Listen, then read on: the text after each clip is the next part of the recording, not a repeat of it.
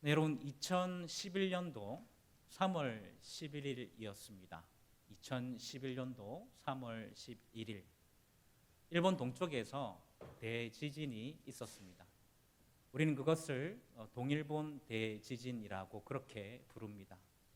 바다에서 진도 9.0의 지진이 나서 그 여파로 쓰나미가 일본 후쿠시마 지방을 덮쳤습니다. 다음 사진을 한번 보여주시면요. 유명한 사진이죠. 이 쓰나미가 육지로 막 상륙했을 때의 사진입니다. 이일로 사망자가 1만 6천 명, 그리고 실종자도 2,600명 정도가 발생했습니다. 피해가 엄청났죠. 다음 슬라이드도 한번 보여주시면요. 처참하게 무너져 있는 모습들을 우리가 볼 수 있습니다. 우리가 잘 아는 것처럼 원자력 발전소는 폭발했고요. 지금도 방사능이 유출이 되고 있는 그런 상황입니다. 그런데 여러분 이때에 일본을 감동시킨 스토리가 있습니다. 여러분 이 감동의 주인공이 누구냐 하면요, 엔도 미키라는 여성입니다. 이분이에요. 여러분 이 여성이 딱 봐도 나이가 좀 젊어 보이죠. 몇 살쯤 되어 보이십니까? 20대입니다. 20대. 나이가 몇 살이었었냐면 이때가 24살이었습니다. 공무원이었어요. 또 결혼한 지 불과 6개월 정도밖에 되지 않은 새댁이었습니다. 그런데 이 엔도 미키가 일본 대지진 때 죽은 것입니다. 그런데 여러분 한번 생각해 보십시오. 여러분 일본 대지진 때 몇 명이 죽었다고요? 1만 6천 명입니다. 1만 6천 명. 그런데 그 많은 사람들의 죽음과 이 사람의 죽음이, 이 엔도 미키의 죽음이 뭐가 다르길래 이 사람의 죽음 때문에 전 일본이 감동하게 된 것일까요? 그 이유는 여러분 이 사람이 마지막까지 다른 사람을 살리기 위해서 재난 대피 방송을 하다가 숨을 거뒀기 때문입니다. 여러분 당시 해상에서 발생한 지진의 영향으로요, 높이 10m의 쓰나미가 시속 700km의 속도로 육지로 밀려왔다고 합니다. 그리고 이 쓰나미는요, 해안에서 500m 정도 떨어진 엔도 미키가 있었던 방제청사까지 오는데 30분 정도의 시간이 소요되었다고 합니다. 여러분 무슨 뜻일까요? 피하려고 했었다면 피할 수 있었을까요? 없었을까요? 아마도 피할 수 있었을 것 같습니다. 실제로 다른 방제청 직원들은요, 이 쓰나미가 육지에 상륙한 지 10분 후에 이미 그 위력이 장난이 아니라는 것을 깨닫고요, 12m 정도의 높이의 방제청사 옥상으로 대피를 했다고 합니다. 다음 슬라이드를 보여주시면요, 실제로 이게 그 방제청사의 건물인데요, 높이가 12m 정도 되는 그런 높이라고 합니다. 많은 사람들이 저 방제청사 옥상까지 올라갔었는데요, 거기까지 물이 차니까요, 저기 자세히 보시면 안테나 같은 게 하나 있거든요. 거기로 올라가서 많은 사람들이 목숨을 건질 수 있었다고 합니다. 그런데 엔도 미키는요, 끝까지 마이크를 놓지 않고 대피 방송을 했다고 합니다. 그러다 결국에 쓰나미에 휩쓸려 죽게 되었습니다. 여러분 생각해 보십시오. 이 사람이 죽음이 안 두려웠을까요? 여러분 나이가 몇 살이었다고요? 24살 때입니다. 여러분 꽃다운 나이지요. 여러분 결혼을 한 지도 얼마 안 됐습니다. 신혼 때입니다. 얼마나 꿀이 떨어지는 그런 시기이겠습니까? 그죠? 지금도 우리 권사님과 집사님, 장모님들은 꿀이 떨어지시겠지만, 그죠? 저도 떨어집니다. 여러분 24살에 결혼한 지 6개월 정도밖에 안 된 그런 새댁이었습니다. 얼마나 행복한 시간들을 보내고 있었겠습니까? 그리고 이제 공무원이 된 지도 얼마 안 됐어요. 그런데도 이 엔도 미키는요, 다른 사람들을 뭐 하기 위해서요? 살리기 위해서 마지막까지 무엇을 했다고요? 대피 방송을 하다가 결국에 이 쓰나미에 휩쓸려 죽게 되었습니다. 여러분 이 사람은 왜 죽음을 무릅쓰고 대피 방송을 계속했을까요? 정확하게 알 수는 없지만요, 이미 죽은 사람이라서 정확하게 알 수 없지만 저는 이렇게 생각합니다. 아마 이 쓰나미가 몰고 올 죽음의 파괴력을 직감했기 때문이 아닐까라는 것입니다. 엔도 미키 씨는 아마도 이 쓰나미를 보면서 그 위험성을 직감했던 것 같습니다. 그 파괴력을 직감했던 것 같습니다. 이 쓰나미로 많은 사람들이 죽을 수도 있겠구나. 그러니까 이 앤돈 미키 씨가 어떻게 행동했습니까? 한 사람이라도 더 많은 사람을 살 수 있도록 대피 방송을 했던 것이죠. 심지어는 자신의 생명이 위태로운 상황 속에서도 계속해서 대피 방송을 했던 것입니다. 그리고 실종된 지 50일이 지나서 죽음으로 발견되었습니다. 여러분, 한 가지 질문 드리겠습니다. 이 앤돈 미키 씨의 죽음이 바보 같은 죽음입니까? 여러분 어떻게 생각하세요? 이 앤돈 미키 씨의 죽음이 바보 같은 죽음일까요? 아닙니다, 여러분. 여러분, 결국 이 방송으로 인해서 수많은 사람들이 목숨을 건질 수 있었습니다. 실제로 이 방송을 듣고 대피한 사람들 중 7,000명이나 되는 사람이요, 정말 많은 숫자죠. 7,000명이나 되는 사람이 자신이 이 방송 때문에 살았다라고 증언했습니다. 여러분, 이 숫자는요, 그 지역 주민의 절반이 넘는 숫자라고 합니다. 앤돈 미키의 목숨 건 대피 방송 때문에 이렇게나 많은 사람들이 산 것입니다. 그렇기 때문에 여러분, 이 죽음은 바보 같은 죽음이 절대로 아닌 것입니다. 사랑하는 여러분, 생명을 살리는 것에 자신의 목숨도 걸 수 있는 것, 여러분 그것이 진짜 가치 있는 삶임을 믿으시기를 바랍니다. 여러분, 예수님도 보십시오. 여러분, 예수님도 이런 삶을 사셨지 않습니까? 여러분, 마가복음 10장 45절 말씀 다 같이 한번 읽어보실까요? 시작. 인자가 온 것은 섬김을 받으려 함이 아니라 도리어 섬기려 하고 자기 목숨을 많은 사람의 대속물로 주려 함이니라. 아멘. 여러분, 여기에서 예수님께서 자신이 이 땅에 오신 이유를 설명하고 있습니다. 인자가 온 것은, 인자는 예수님 말하는 것이죠. 예수님께서 이 땅에 오신 것은 자기 목숨을 많은 사람의 대속물로 주려 함이니라, 이렇게 말씀하고 있습니다. 여러분, 예수님은 많은 사람을 살리시기 위해서 자기의 목숨을 주시려고 이 땅에 오셨습니다. 마치 한 알의 밀알처럼 이 밀알이 땅에 떨어져서 죽을 때에야 비로소 많은 결실을 맺을 수 있는 것처럼 예수님께서 이 땅에 오셔서 자기 목숨을 많은 사람의 대속물로 내어주셔서 많은 생명을 우리 가운데에 잉태케 하시고 살려주시고 하나님의 자녀로 삼아 주신 것입니다. 여러분, 이게 진짜 가치 있는 삶인 것이죠. 여러분, 우리가 이 삶을 본받아야 한다라는 것입니다.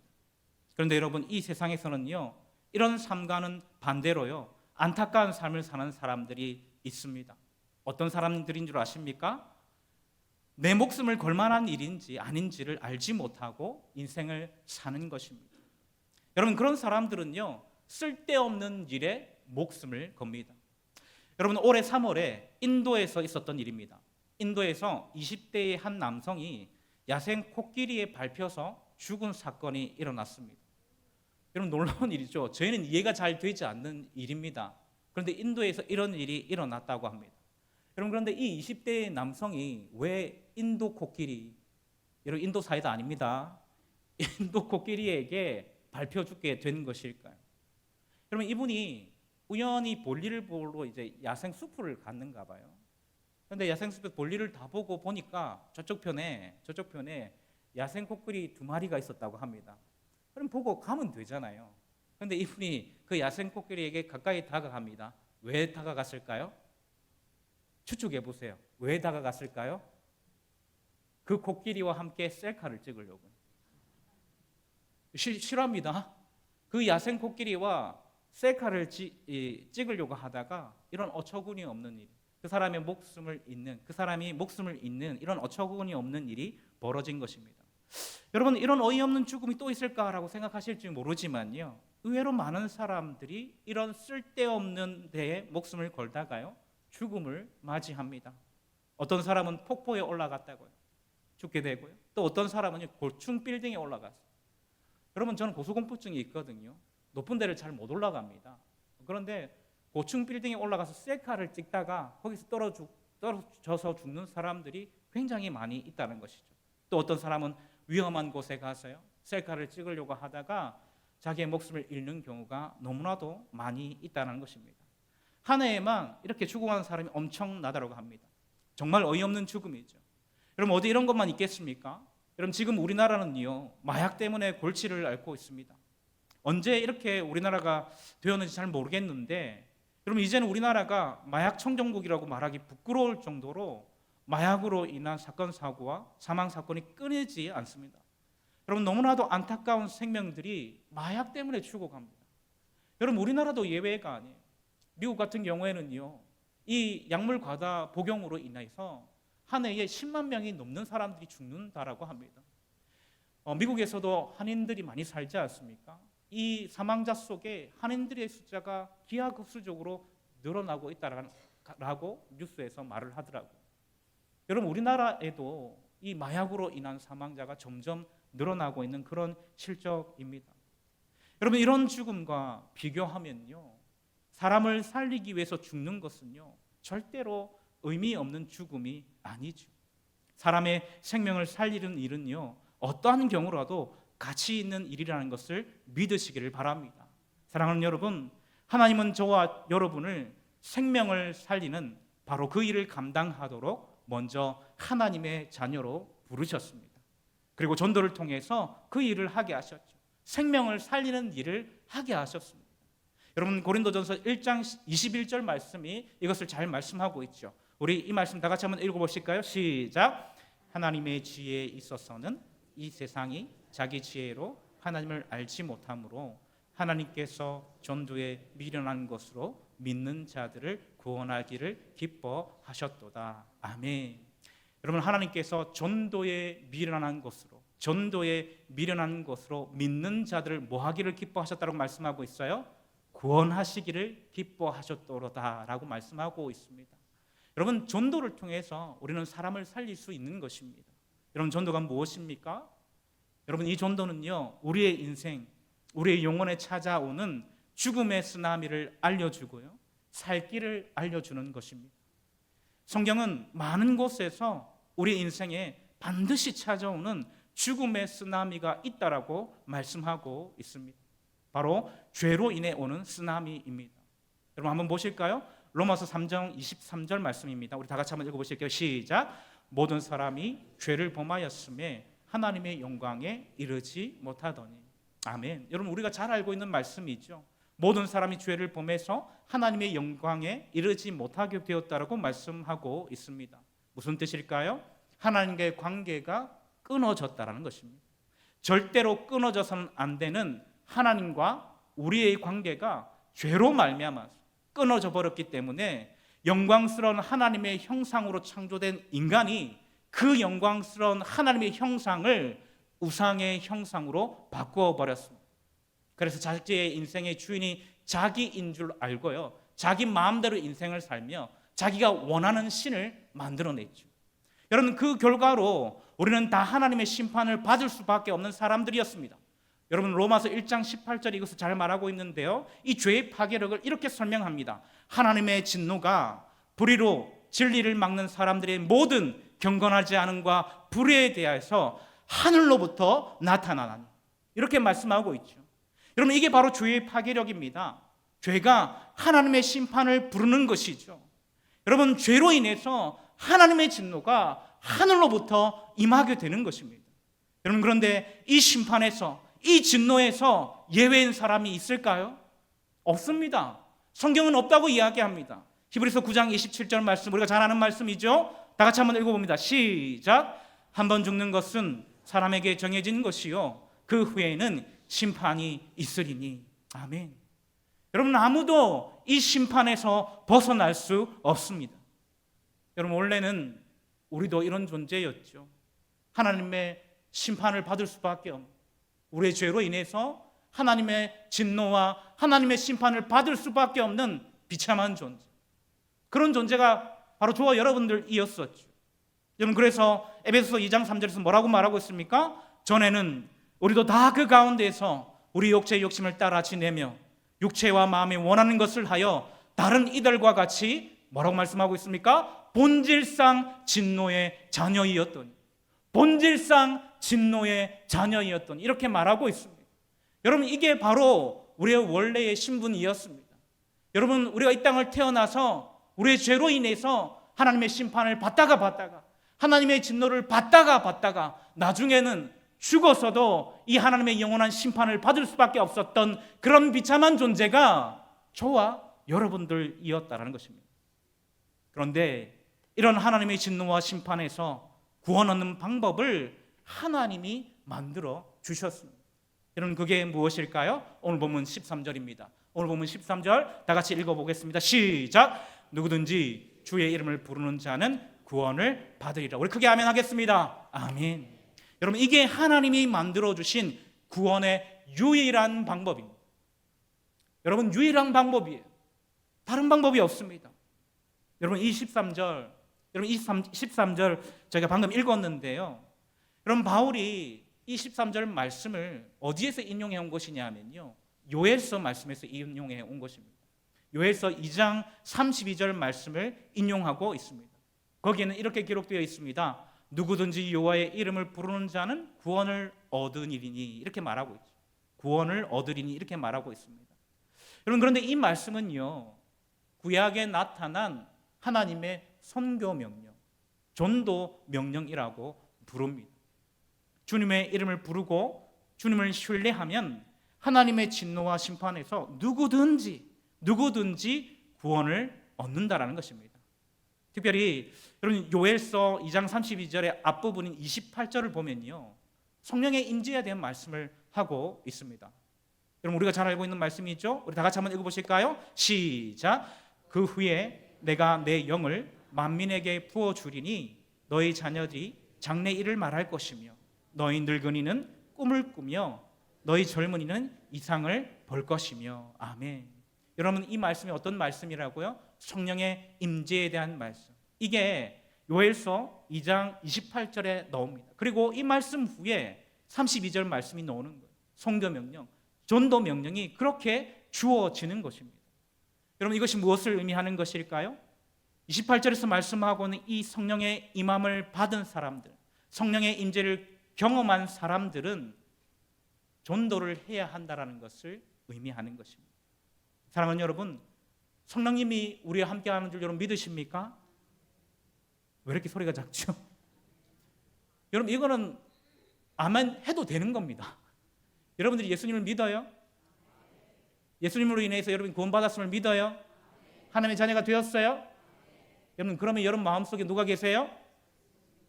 예수님이 계세요. 다른 말로 하면 성령님이 여러분 가운데에 임재하고 계십니다. 여러분, 확신하시기 바랍니다. 믿으시기를 바랍니다. 여러분, 우리 가운데 성령의 임재하심이, 우리 가운데 성령의 함께하심이 있습니다. 그럼 우리 뭐 해야 될까요? 요엘서의 말씀에 따르면 성령의 임재가 있는 자들은 뭐 해라고 명령하고 있다고요? 전도를 해라고 명령하고 있다라는 것입니다. 여러분, 그런데 만약 그렇게 하지면 어떻게 될까요? 14절 말씀 우리 한번 읽어보겠습니다. 14절 말씀 시작. 그런즉 그들이 믿지 아니하는 이를 어찌 부르리요? 듣지도 못한 이를 어찌 믿으리요? 전파하는 자가 없이 어찌 들으리요? 아멘. 여러분, 전하는 사람이 없으면요, 하나님은 부르는 일도 믿는 일도 듣는 일도 없습니다. 여러분, 우리가 성령을 경험했기 때문에, 우리 가운데 성령께서 거하시기 때문에 우리는 전도해야 돼요. 전도할 때 역사가 드러납니다. 왜 그렇습니까? 우리 가운데 성령께서 계시기 때문이죠. 여러분, 우리가 입술로 고백하는 것들 중에 무엇이 있냐면 전도는 우리의 일이 아니라고 우리는 늘 고백하죠. 여러분, 전도는 누구의 일입니까? 성령의 일입니다. 여러분, 우리 가운데 성령께서 거하시기 때문에 우리가 전도할 때 누가 역사하실까요? 성령께서 역사하시는 줄 믿으시길 바랍니다. 여러분, 그렇기 때문에 우리는 전도하는 데 힘을 써야 하는 것입니다. 만약에 우리가 그렇게 전하지 않으면요, 하나님을 부르는 일도 없고요, 믿는 일도 없고요, 짓는 일도 없는 것입니다. 여러분, 그렇기 때문에 전도가 정말 중요한 것이죠. 여러분, 15절 말씀도 다 같이 한번 읽어보실까요? 시작. 보내심을 받지 아니하였으면 어찌 전파하리요? 기록된 바 아름답도다. 좋은 소식을 전하는 자들의 발이요 함과 같으니라. 아멘. 여러분, 이 말씀은 지금 바울이 이사야 52장 7절 말씀을 인용한 것입니다. 이사야 52장 7절 말씀은 이렇게 기록하고 있습니다.